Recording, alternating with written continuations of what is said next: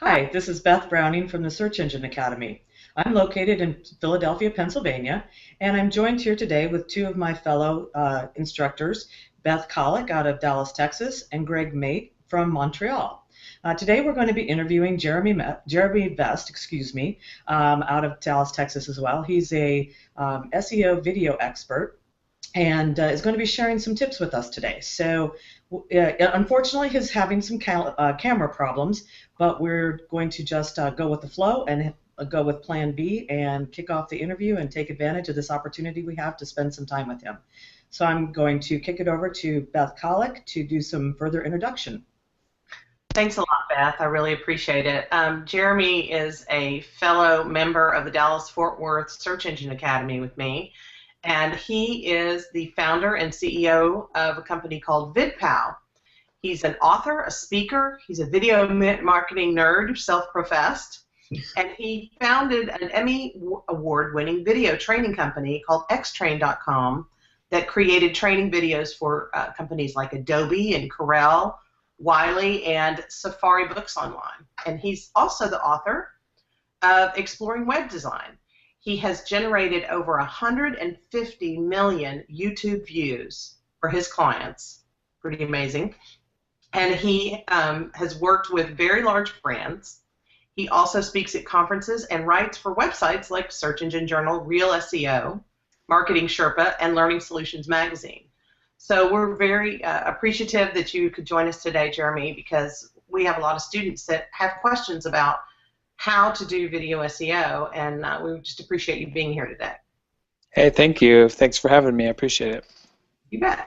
I'm going to let Greg go ahead and start us off with the questions, and I'll turn it over to you, Greg. Thanks, Beth. Jeremy, thanks again for being with us today. We're really excited to have this opportunity. So some of our viewers may be new to video SEO, so why don't we start off with the basics. Let's say your business is putting your first videos on YouTube. Is there a number one thing that people can do when they upload their video to help others find it online? Yeah, I would say the first major thing really has nothing to do with SEO, but more of just sharing the video with your friends and family and social media. You also may want to do some very basic, very inexpensive TrueView advertising on AdWords for video. And the idea that I always talk about with people with anything to do with video is being where people are. So not necessarily doing the skippable ads where you see pre-roll happening on YouTube, but more of ads like when someone types in the keyword in YouTube, your ad shows up. So just kind of be presently where their intent of their search is. Share this with all of your friends and family, and start getting the word out on social media. I think those are some of the most important things, even before we get into the whole SEO part of it. That's great. Thank you. Terrific. We also have, we've kind of broken it down to is basic and intermediate and then advanced questions. So we have a couple of intermediate questions.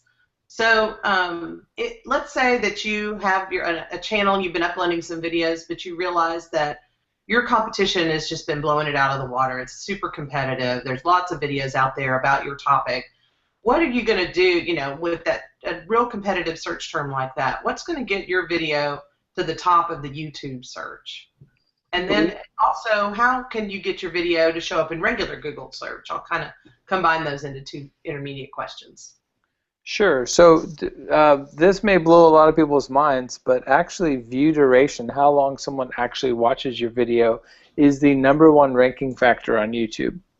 So if you have a video that's 3 minutes long and people only watch 1 minute, then your view duration is only 33.3%, and other videos are going to blow you out of the water.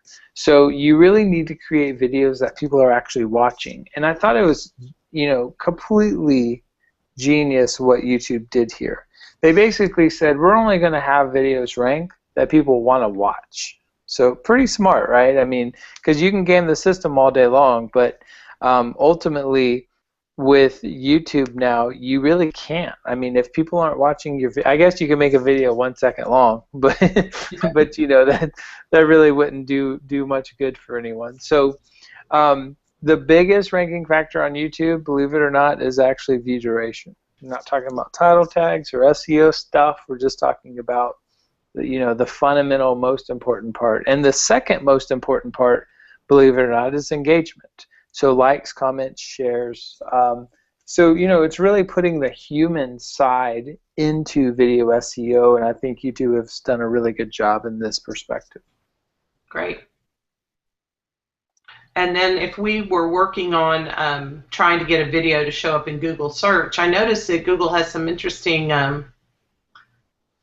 every single time do you see a video in Google search, but sometimes you do see a video in Google search. And what's like been your trend about what types of videos tend to show up in Google search what types of searches tend to lend themselves to videos showing up, I guess is another way to put that. Sure. So I've done a lot of research and studying and testing on this, and ultimately, if you're talking about something that could be visual, most of the time Google search engine result pages are gonna show a video thumbnail. There are some things that just will never show a video, and it's really about Google SERP's algorithm. It really has nothing to do with how good your video that's embedded on your website is. It's just really relative to their algorithm. So some industries are just kind of out of luck. They just, no matter what they do, if they're typing in some type of medical term or something, just no videos will ever show up. And it's just reality. I mean, Google is a big company, and they do a lot of stuff right, but sometimes they categorize things that improperly, and that will affect your visual search engine result pages. One thing people don't realize is a couple of years ago, you could actually embed a YouTube video on your page, and your page would rank well with that thumbnail. That's actually really not the case anymore. I mean, if you embed a YouTube video on your page, YouTube more than likely is going to rank above you, unless your page is really high, and if it has a lot of links and value, then obviously your page could outrank the YouTube video, but the actual thumbnail will not show up. So what I actually have two strategies. I do all my SEO optimization for YouTube, and then I also embed a hosted video, a self-hosted video, using an XML video sitemap. I'm sorry, I'm not trying to get too deep here.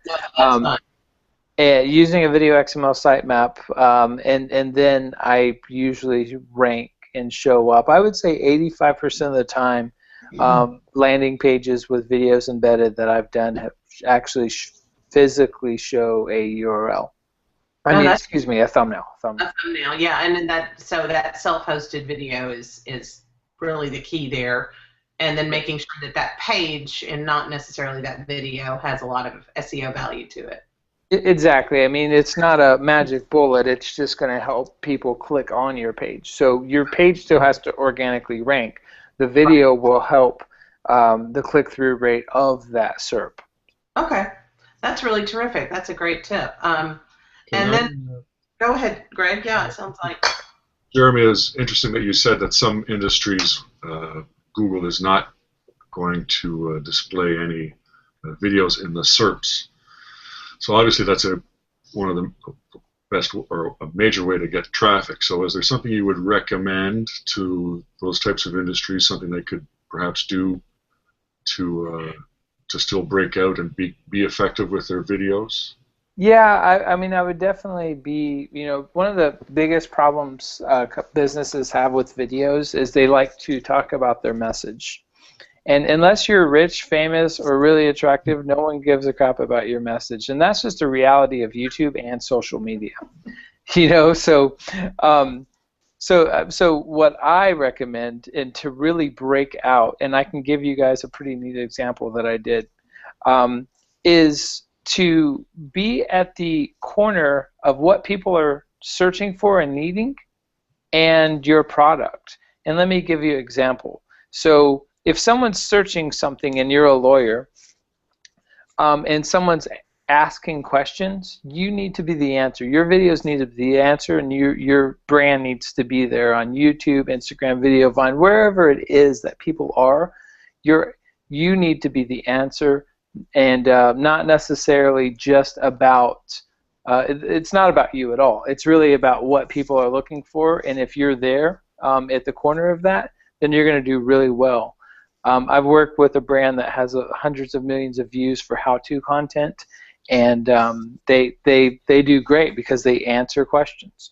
And they're not necessarily talking about how awesome they are all the time and their new products and services. They're just answering questions, and they happen to be there when you need them. So people sign up, they subscribe, they go to your website. You know, they become a fan, a real fan. So that's my biggest suggestion, is to be at the corner of what people are looking for and being the actual answer to that problem they're trying to solve.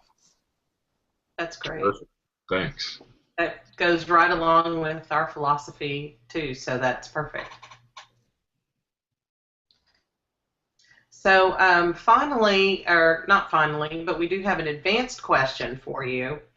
And this is something that maybe some more advanced users have come up against. We certainly have with our students in the Search Engine Academy, is now that Google Plus has become more prevalent, if you have a Google Plus account, it automatically creates a YouTube station or a YouTube channel for you for each Google Plus page. Right. But if you're an established brand, you already have a channel. And so there's a little bit of conflict there between what Google Plus is doing for you, thanks Google Plus, and then what, and then the YouTube channel that you've worked so hard to develop. So what's your best strategy for businesses when they come across a situation like that? So if you go to, the best strategy that I found is if you go to youtube.com/account, you can actually find, it's kind of hard to find in the YouTube settings. You can actually find, if you click on advanced, you can find where to do all of that. You can associate a page. You can't actually have a Google Plus profile. It has to be a page. And you can associate a page to your channel. Now, I have like 15 random channels, you know, that that I can't turn off, or I can delete them, but I'm lazy. But you, believe it or not, you have to have a page, a real page associated with YouTube now for a couple of different reasons. They just announced this week that you're not even going to be able to do any type of comment monitoring in YouTube anymore. It has to be associated with Google Plus, and you're going to be doing it in the Google Plus area. Another thing is you cannot actually add managers to your YouTube channel unless you have a Google Plus page tied to your account. So they're tying Google Plus and YouTube together to a point to where if you're kind of serious on YouTube and you know you're monitoring comments and things like that, there's no way you can live without one another.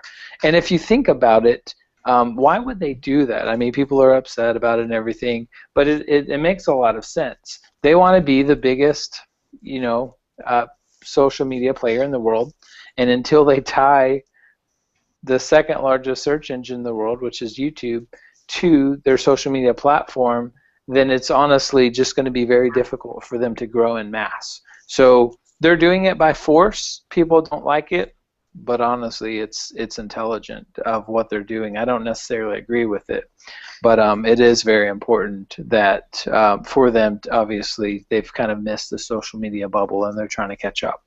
Okay. Well, that's good to know that at least there's a place that you can go.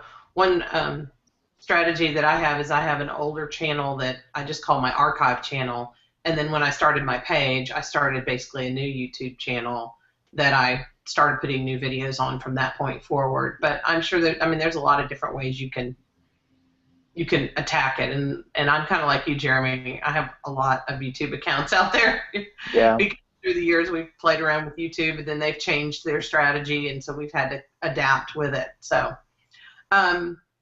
finally, except that we are going to actually have one more question from Beth Browning in just a minute. But what's your very favorite YouTube tip? You've shared some fantastic things with us today. But we really, is there one like quick YouTube tip that you share with people that really makes a difference for them? It's something that sticks with you really well. Yeah, I would have to say, and this is kind of, cheesy and silly, but fundamentally, you're creating content, and that content needs to entertain people or help people. And if it doesn't, then you're probably just wasting people's time anyways. So fundamentally, if you create something that's going to truly help someone or entertain them, then you have something that people want to watch and share and comment. If people aren't watching your video all the way, if they're not commenting and sharing on it, your video is going to end up getting a couple hundred views, and no one's ever going to see it again. So my biggest tip, and I know this is cheesy, but it really goes back to creating very good content that is purpose driven. And if you do that, everything else is unbelievably easy. I mean, if you have people sharing and liking your comment, SEO is almost like the subset of that. So it would be great if you ranked #1 in the world for how to shave your guinea pig, right? But you have to get there. You have to have people watching your videos, and you have to have people commenting and sharing on your videos, and then and only then does the SEO part of videos mean anything. Obviously, the titles and tags and all that stuff is unbelievably important if you can get your video past that first part. Okay, that's terrific. And I know, Beth, you had a question for Jeremy as well to kind of wrap things up. Yeah, so first of all, Jeremy, thanks. This is really great, and it's interesting to hear it from the video perspective. Like Beth mentioned, this is really what we teach people about the content that they write or the content that they create is focus on the users first and not on the search engines, and so it's really great to hear that same message echoed. One of the, I guess, what I'd love to hear about are some of the success stories. Who is it that you're aware of that's doing a really great job with a video campaign or their video strategy, and why? What is it that makes it great? And I have a feeling I'm going to know a little bit about what you're going to say, but I'd like to hear it from you. Sure. I mean, a lot of the ones I'm going to say everyone knows, like Aura Brush and Red Bull, and some of these big brands that are doing really awesome. But what makes the Old Spice, what makes the channel so great though is not just about entertainment. There's also great channels like Haldini Guru that just help people. And with brands like Red Bull and Orajel and Old Spice, that's really what they've done. They create something that's never existed before, and that makes people entertained or laughed or laughing. It also allows people to see new perspectives.